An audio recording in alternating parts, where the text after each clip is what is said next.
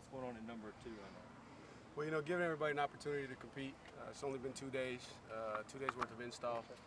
No pads on, so it's really hard to see much separation, but really giving them an opportunity to run with the different groups. Been pleased. Got to tip my hat to the strength and conditioning staff. All 5 of those guys look good.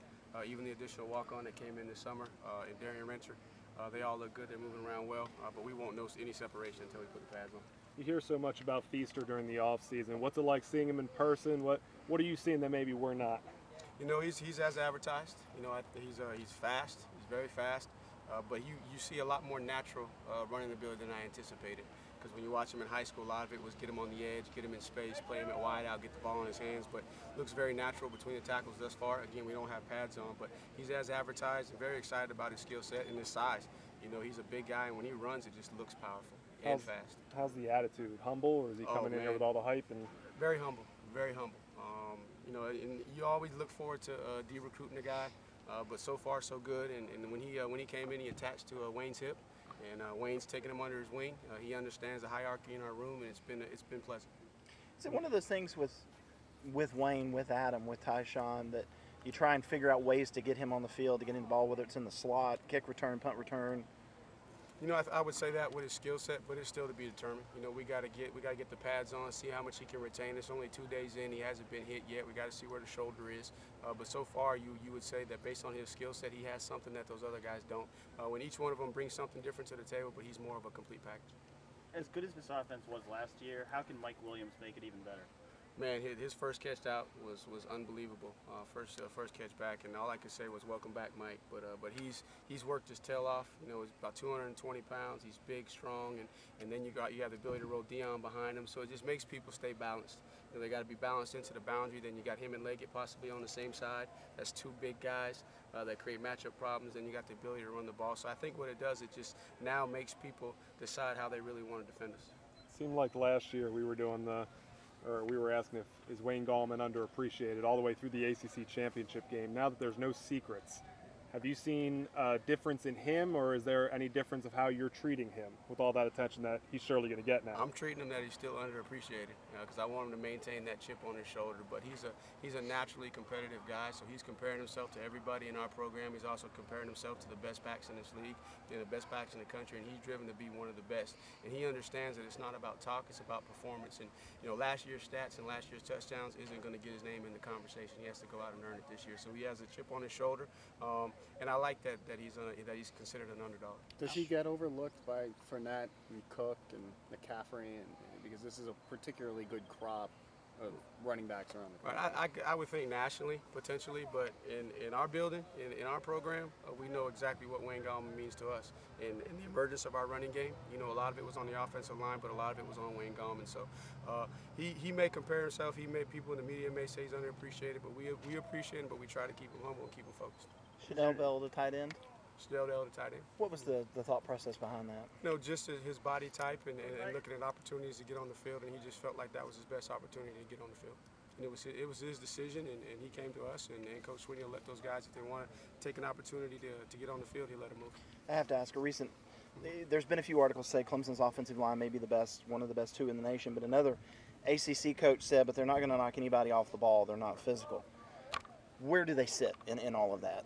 No, I don't know. That's for everybody else to determine. But I'm excited about this group of offensive linemen. I think we got a good amount of depth.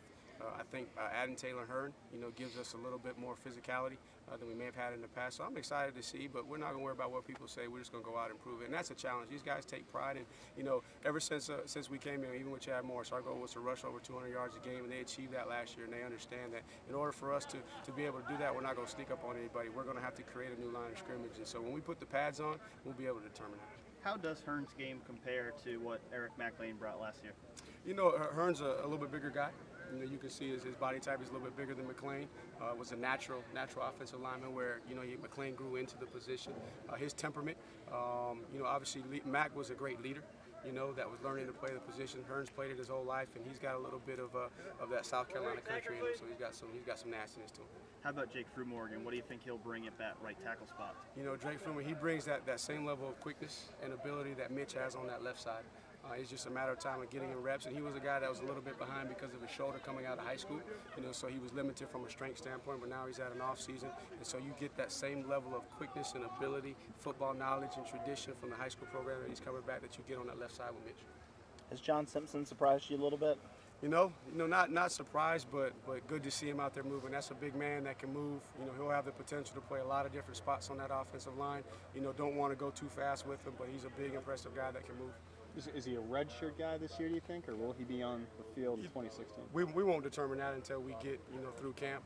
We still hadn't put the pads on. They're all moving around good. Everybody looks like an All-American when there's no pads on. When we put the pads on, then we'll separate and see, and then we'll determine that once we get through camp. Do you project him tackle, guard, center, left, right right? now at guard.